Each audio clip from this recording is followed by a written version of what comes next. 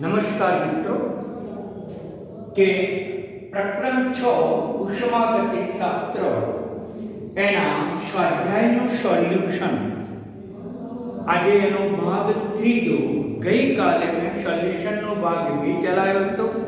એમાં બે દાખલા જરા અઘરા હતા.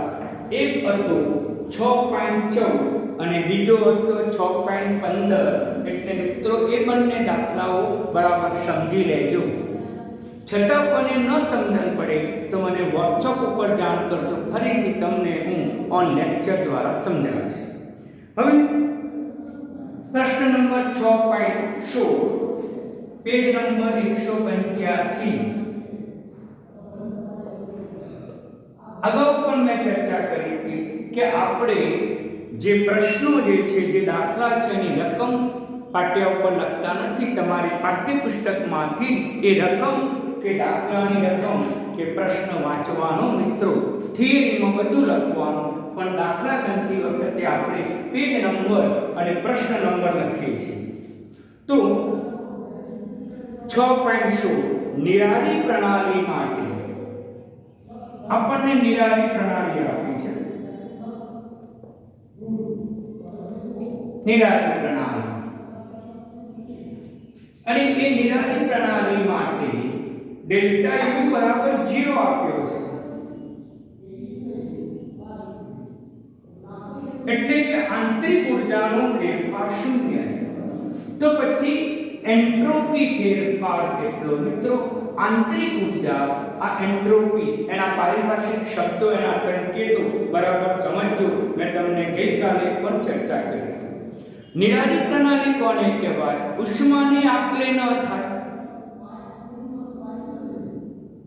દ્રવ્યની પણ આપ-લે ન થાય. એટલે અહીંયા ઉષ્માનો આપ-લે થતો નથી. એટલે કહીશું ઉષ્માનો વિનિમય ન થાય. અને ઉષ્માનો વિનિમય ન થાય, ઉષ્મા માટે સંકેત છે Q. એટલે Q બરાબર 0. એટલે ઉષ્મા પરિબળ પ્રક્રિયામાં ભાગ ભજવતો નથી મિત્રો. તો પછી એન્ટ્રોપીમાં શું થાય? પ્રણાલીની આંતરિક ઊર્જા શૂન્ય, છતાં પ્રક્રિયા થાય છે. એટલે પ્રક્રિયા છતાં પણ શક્ય બને છે. અને પ્રક્રિયા શક્ય બને એટલે ડેલ્ટા H ગ્રેટર ધેન 0 થશે મિત્રો. બરાબર સમજી લેજો કે આ પ્રક્રિયા આપમેળે નિરાળી પ્રણાલીમાં પરિવર્તન તો થાય છે, અને પરિવર્તન થાય એટલે પ્રક્રિયા આપમેળે થાય છે. અને આપમેળે થાય તો એન્ટ્રોપીમાં થતો ફેરફાર શૂન્ય આવશે, અથવા તો ડેલ્ટા H બરાબર +VE થશે. સમજી. નિરાળી પ્રણાલી એટલે શું? કે જેમાં ઊર્જા કે ઉષ્માનો વિનિમય થતો નથી, ઊર્જા કે ઉષ્મા પરિબળ ભાગ ભજવતું નથી. એટલે Q બરાબર 0. પણ પ્રક્રિયા થાય છે, પ્રણાલીમાં પ્રક્રિયા થાય એટલે આપમેળે થાય છે. એટલે કહી શકાય ડેલ્ટા H ગ્રેટર ધેન 0. ઉષ્મા કે ઊર્જાના વિનિમય સિવાય પ્રક્રિયા થાય છે. એટલે પ્રક્રિયા થાય એટલે એન્ટ્રોપી આપમેળે પ્રક્રિયા થાય, એન્ટ્રોપી ધન આપે મિત્રો. બરાબર તમે સમજી લીધું. હવે 16.17 નો દાખલો લઈએ. 16.17 એ પણ સરળ છે. આ બધા જ દાખલાઓ તમને નિધિમાં પૂછાઈ ગયા છે, પણ એમાં તમને 4 વિકલ્પો આપેલા હોય મિત્રો. એ વિકલ્પોની આપણે જરૂર નથી, સીધા જવાબની જરૂર છે. કે પ્રક્રિયા આપી છે 2A + B ગેસ સ્વરૂપમાં છે. આ પણ ગેસ સ્વરૂપમાં છે. આ અને C નિપજ બની છે.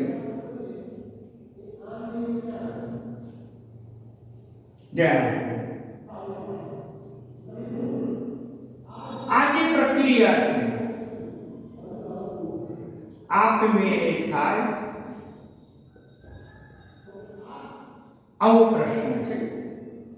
અને એના માટે ડેલ્ટા H આપેલો છે. ડેલ્ટા H બરાબર 400 કિલોજૂલ પ્રતિ મોલ અને ડેલ્ટા S બરાબર 0.2 કિલોજૂલ પ્રતિ મોલ. આ બે આપણને દાખલામાં માહિતી આપેલી. તો પ્રક્રિયા આપમેળે થાય કે નહીં એ નક્કી કરી શકાય. આ ઉપરાંત આપણને કયા તાપમાને સ્વયંસ્ફુરિત થશે, કયા તાપમાને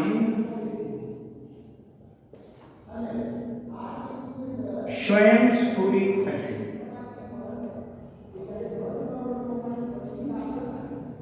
સમજી લો મિત્રો. એટલે આપણે તાપમાન પણ શોધવાનું છે. પ્રક્રિયા આપમેળે થાય કે નહીં એ પણ આપણે શોધવાનું છે. આપણને ડેલ્ટા H અને ડેલ્ટા S ની કિંમત આપી દીધી છે. તાપમાન શોધવાનું છે અને પ્રક્રિયા આપમેળે થાય કે નહીં એ મુક્ત ઊર્જા વિધેય ડેલ્ટા G મારફતે નક્કી કરી શકાય.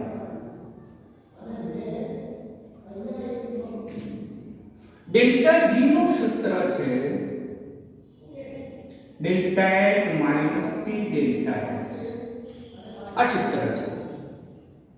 હવે એમાંથી આપણે તાપમાન ગણવાનું છે. મિત્રો ડેલ્ટા H નું મૂલ્ય આપેલું છે, ડેલ્ટા S નું મૂલ્ય આપેલું છે, ડેલ્ટા G નું મૂલ્ય આપેલું નથી. તો પછી આપણે ધારી લઈશું, ધારો કે સંતુલન પ્રક્રિયા સંતુલનમાં છે અને પ્રક્રિયા સંતુલનમાં હોય તો આપણને ખબર છે ડેલ્ટા G 0 બરાબર 0 કિલોજૂલ પ્રતિ મોલ.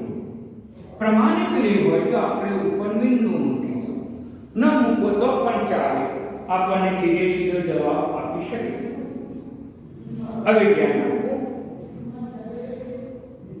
મુક્ત ઊર્જાનું મૂલ્ય શૂન્ય એટલે આપણે 0 is equal to delta H minus P delta S.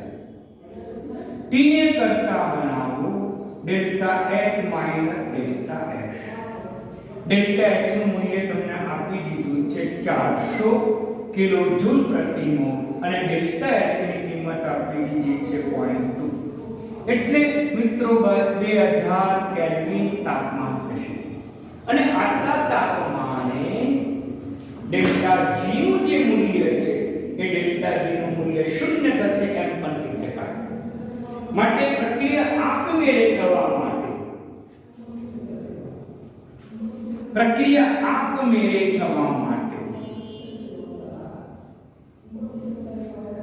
સ્વયંસ્ફુરિત થવા માટે બંને એકનો એક શબ્દ છે.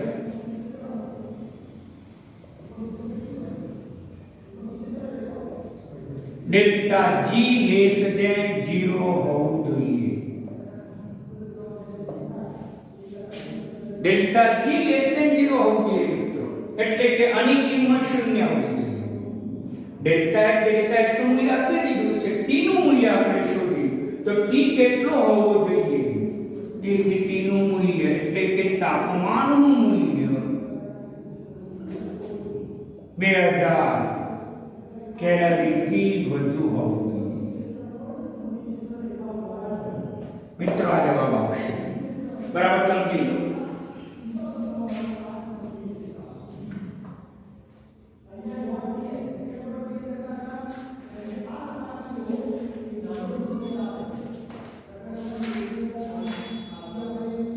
એટલે ઇમ્પોર્ટન્ટ એમસીક્યુ સ્વરૂપમાં પૂછી શકે કે આ પ્રક્રિયા સ્વયંસ્ફુરિત થવા માટે કેટલું તાપમાન જોઈએ?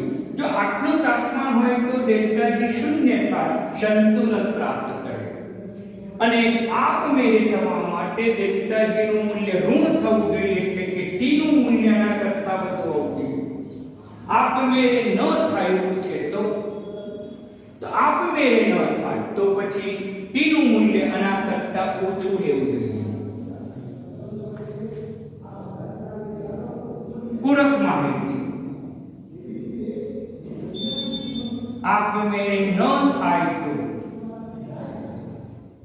ડેલ્ટા જી ગ્રેટર ધેન 0 થવું. અને ડેલ્ટા જી ગ્રેટર ધેન 0 ક્યારે થાય? આનું મૂલ્ય વધુ આનું મૂલ્ય ઓછું, એટલે કે p નું મૂલ્ય ઓછું આવવું જોઈએ. અને p નું મૂલ્ય ઓછું એટલે કેટલું? તો તે તાપમાન 2000 કેલ્વિન થી ઓછું હોવું.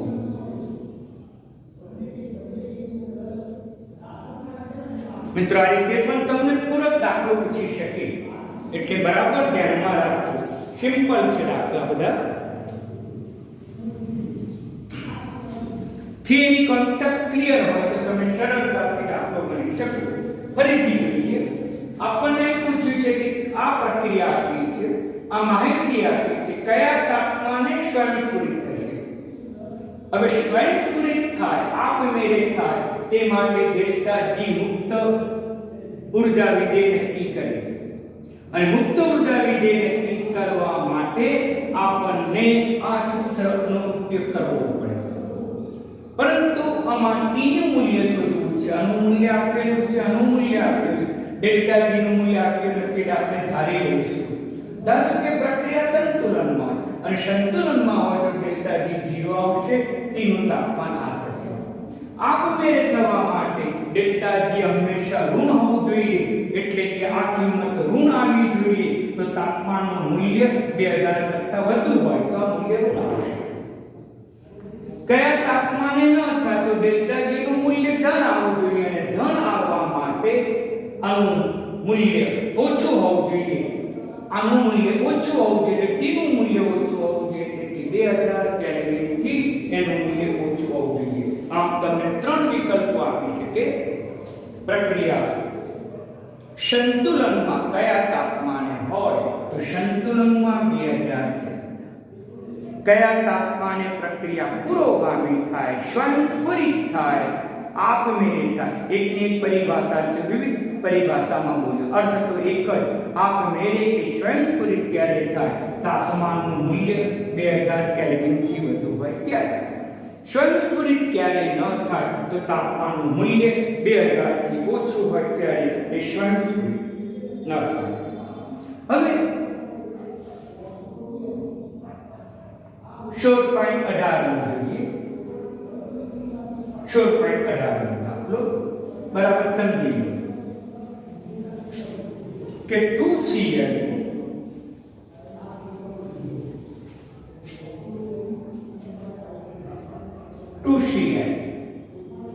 ગેસ અને એમાંથી Cl2 ગેસ બને છે.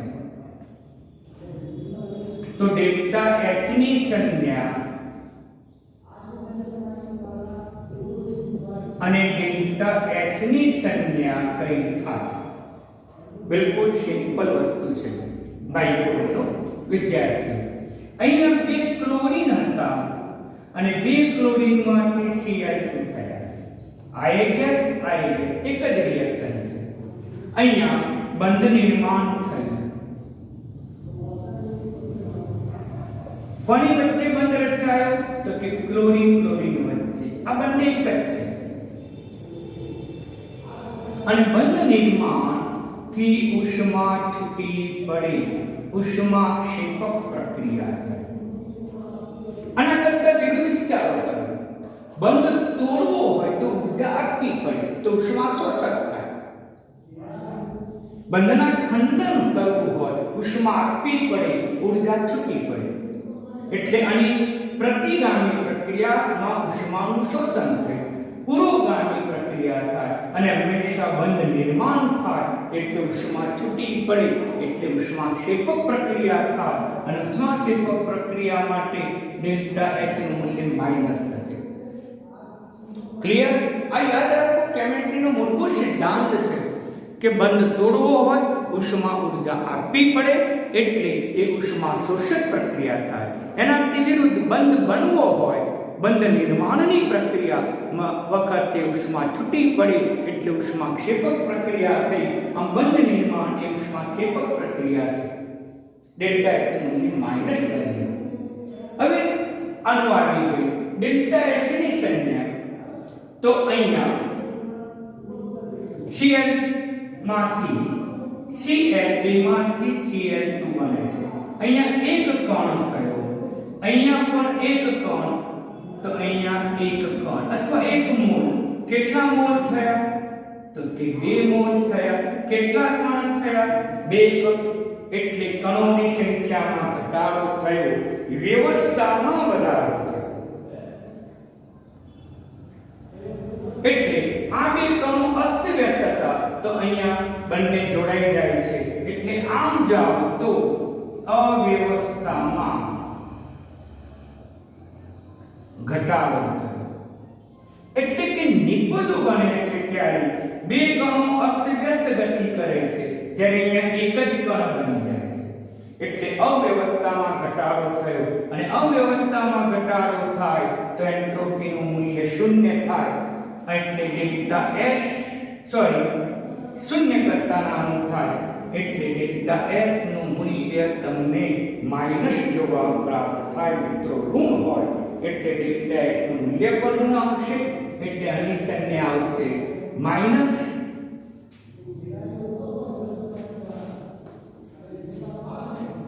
અને પણ માઈનસ વેલ્યુ અને પણ માઈનસ. ઓકે, એટલે બરાબર સમજી લેજો. કણોની સંખ્યા ઘટે, અવ્યવસ્થામાં ઘટાડો થાય, અસ્તવ્યસ્તતામાં ઘટાડો થાય, ક્રમબદ્ધતામાં ઘટાડો થાય, એન્ટ્રોપી ઘટે એટલે શૂન્ય કરતા ઓછી હોય.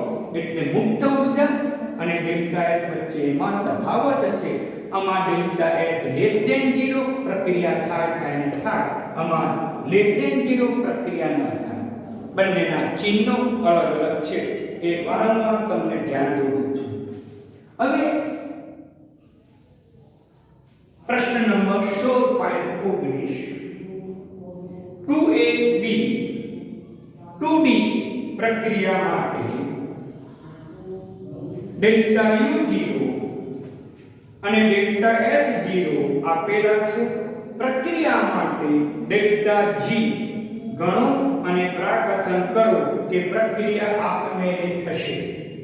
પ્રક્રિયા આપમેળે થશે એવું પ્રાકથન કરવાનું છે. એટલે ડેલ્ટા G નું મૂલ્ય ઋણ જ આવશે. ધ્યાન આપો. તો પ્રક્રિયા છે આપણી પાસે, એ પણ ઇમ્પોર્ટન્ટ દાખલો છે. 2A વત્તા B 2D I guess delta G0 ગણો. આપણને માહિતી આપી છે દાખલામાં ડેલ્ટા U આપી દીધો છે -10.5 કિલો જૂલ, અને ડેલ્ટા S0 એટલે કે પ્રમાણિત છે -44.1 કિલો જૂલ પ્રતિ મોલ અથવા કિલો જૂલ આવે છે. અહીંયા જૂલ કેલ્વિન ઇન્વર્સ છે મિત્રો, બરાબર સમજી લેજો. જૂલ કેલ્વિન ઇન્વર્સ આ જે છે કિલો બતાવે છે, જ્યારે આ કે એ તાપમાન બતાવે છે. આ બંનેમાં આટલો ડિફરન્સ છે. આ કિલો જૂલ છે, આ તાપમાન બતાવતું નથી. આ જૂલની કિંમત કિલોમાં આપી છે. અહીંયા જૂલની કિંમત આપણને કિલોમાં આપી નથી, એટલે આપણે એમાં ફેરફાર કરવો પડે. કારણ કે બંને એકમો જે છે એ બંને એકમો સમાન હોવા જોઈએ. એટલે બંને એકમો સમાન કરવા માટે આ જૂલને કિલો જૂલમાં રૂપાંતર કરીશું -3 કિલો જૂલ કે આ જે કે એ તાપમાન સૂચવે છે. ઓકે, અને આ કે એ જૂલનું મૂલ્ય કિલોમાં સૂચવે છે. આ બંનેમાં ડિફરન્સ છે. હવે ડેલ્ટા G ગણવો હોય તો ડેલ્ટા G0 બરાબર delta H0 T delta H0. Delta G ગણવો હોય તો ડેલ્ટા H આપેલો હોવો જોઈએ, પણ ડેલ્ટા H0 આપેલો નથી. તાપમાન તમને આપેલું છે. તાપમાન કેટલું આપેલું છે મિત્રો?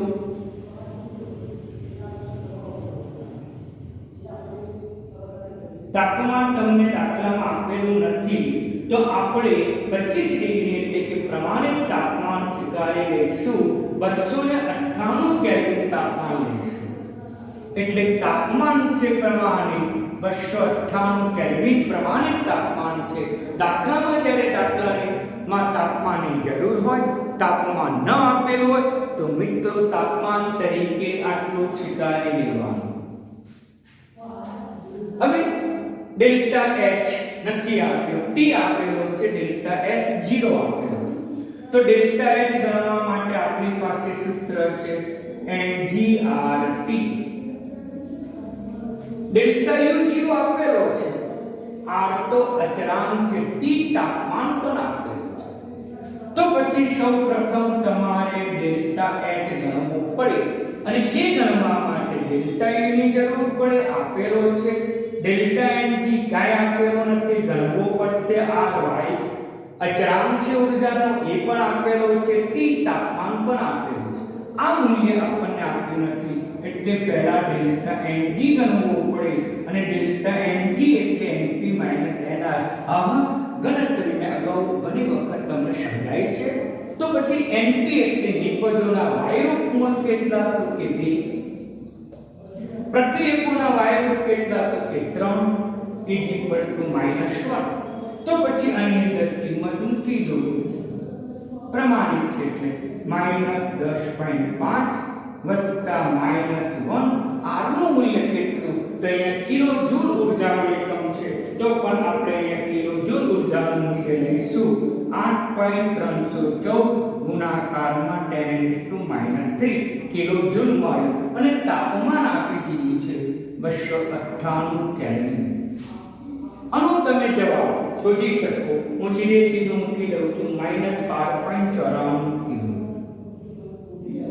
કિલો એમાં આપણે સમય બગાડતા નથી કેલ્ક્યુલેટરનો ઉપયોગ કરતા નથી આપણે પહેલેથી કેલ્ક્યુલેટરને મૂકી દીધું છે હવે ડેલ્ટા G તો ડેલ્ટા H તમને આપેલો છે શોધેલો છે -12.94 T મિત્રો તાપમાન તમને આપ્યું છે દાખલામાં ના આપ્યું હોય છતાં પણ 298 લઈ લેવાનું પ્રમાણિત છે ડેલ્ટા S પણ આપેલું છે -44.1 × 10⁻³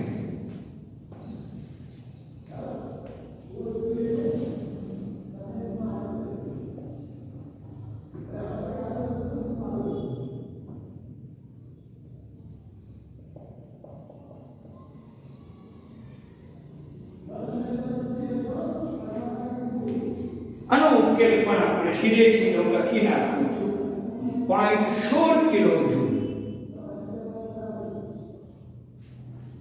મિત્રો આ મૂલ્ય ધન આવે કે ઋણ આવે તો આ મૂલ્ય ધન છે અને ડેલ્ટા G > 0 આ મૂલ્ય 0 કરતા મોટું છે તેથી ડેલ્ટા G > 0 તો કહી શકાય કે પ્રક્રિયા આપમેળે સ્વયંસ્ફુરિત નથી આમ પ્રક્રિયા સ્વયંસ્ફુરિત નથી દાખલો અગત્યનો હતો તમે સરળતાથી શોધી શકો તો અહીંયા ડેલ્ટા G0 ની મદદથી પ્રક્રિયા સ્વયંસ્ફુરિત છે કે નહીં તે નક્કી કરી શકાય છે ડેલ્ટા G ગણવો તો આ સૂત્રનો ઉપયોગ કરવો પડે ડેલ્ટા H દાખલામાં આપેલો હોવો જોઈએ આપેલો નથી તો પછી ડેલ્ટા H આ સૂત્રની મદદથી ગણો અગાઉ આ સૂત્રની મદદથી ડેલ્ટા H આપણે ગણેલા છે એટલે ડેલ્ટા H0 શોધી કાઢ્યું આ સૂત્રની મદદથી અને પછી એમાં કિંમત મૂકી સાદુરૂપ આપ્યું એનું મૂલ્ય ધન આવ્યું અને ડેલ્ટા G નું મૂલ્ય ધન હોય જે સૂચવે છે કે પ્રક્રિયા આપમેળે થતી નથી હવે આપણે ચર્ચા કરીએ આગળ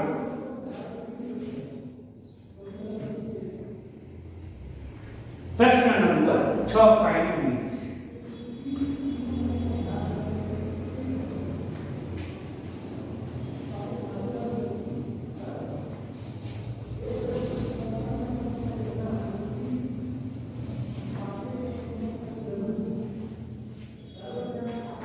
એક પ્રક્રિયા માટે સંતુલન અચળાંક આપેલો છે સંતુલન અચળાંક કે કહીશું તમને આપેલો છે 10 ડેલ્ટા જી નું મૂલ્ય કેટલું શોધવાનું છે અને એ વખતે તાપમાન તમને 300 કેલ્વિન આપી દીધું છે. મિત્રો, ડેલ્ટા જી અને કે વચ્ચેનો સંબંધ દર્શાવતું સૂત્ર તમને મેં અગાઉ સમજાવેલું છે કે -2.303 RT log 10 અથવા log k.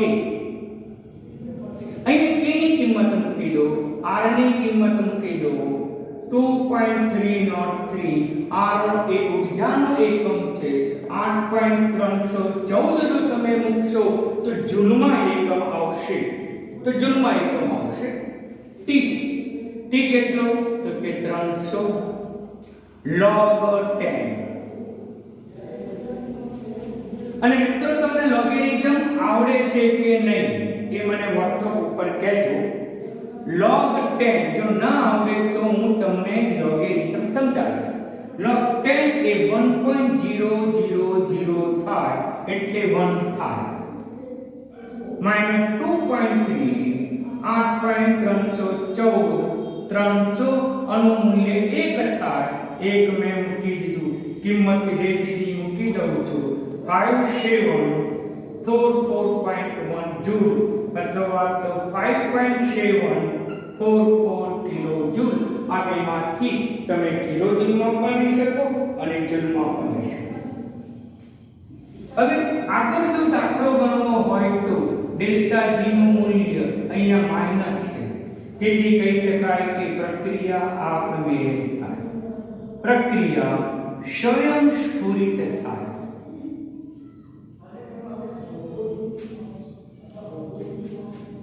આ એક પૂરક માહિતી આપી મેં, પણ જવાબ આટલો આવશે. હવે આપણે પ્રશ્ન નંબર 6.21 લઈએ. દાખલો 6.21.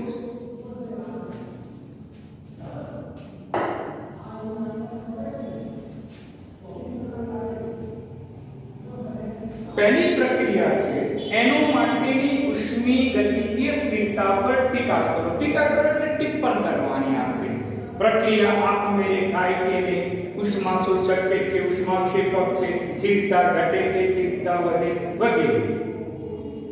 તો અહીંયા 1/2 N2 વત્તા 1/2 O2 is equal to NO gas. delta H of reaction પ્રક્રિયાની એન્થાલ્પી એ 90 કિલો જૂલ પ્રતિ મોલ આપે છે. મિત્રો, અહીંયા ડેલ્ટા H નું મૂલ્ય ધન છે. ડેલ્ટા H નું મૂલ્ય ધન છે, જે સૂચવે છે કે એક ઉષ્મા શોષક પ્રક્રિયા છે. ઉષ્મા શોષક પ્રક્રિયા છે એટલે અંદર ઉષ્મા ઉમેરાય છે, ઊર્જા ઉમેરાય છે. અને ઊર્જા ઉમેરાય એટલે સ્થિરતા ઘટે. એટલે ખાસ ધ્યાન આપો, સ્થિરતા ઘટે. આ વિજ્ઞાનનો સનાતન સત્ય નિયમ છે. દાખલા તરીકે એક ડબ્બામાં અને બીજા ડબ્બામાં બંનેમાં 1 કિલો કોલસો લઈએ છીએ.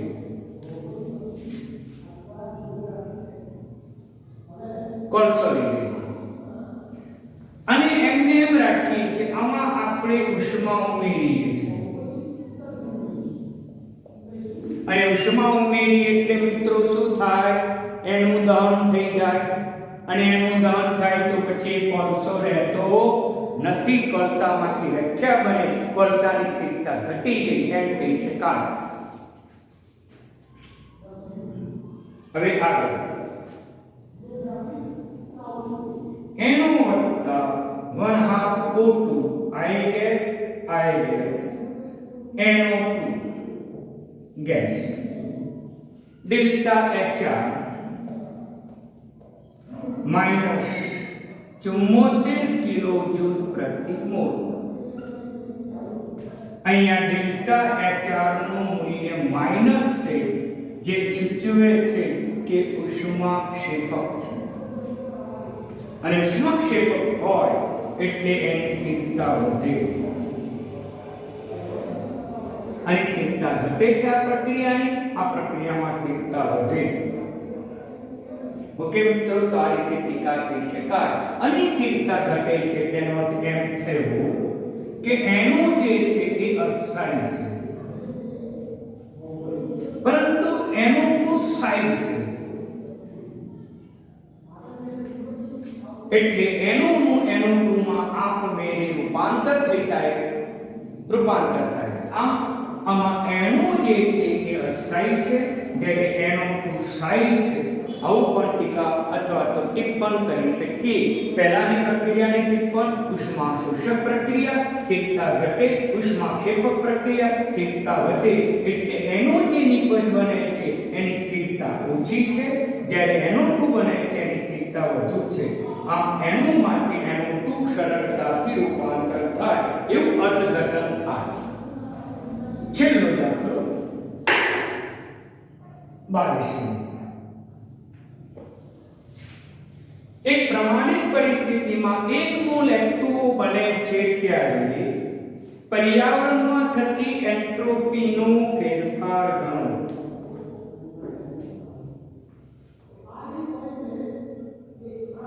H2 વત્તા 1/2 O2 આ ગેસ 1 મોલ પાણી બને છે લિક્વિડ,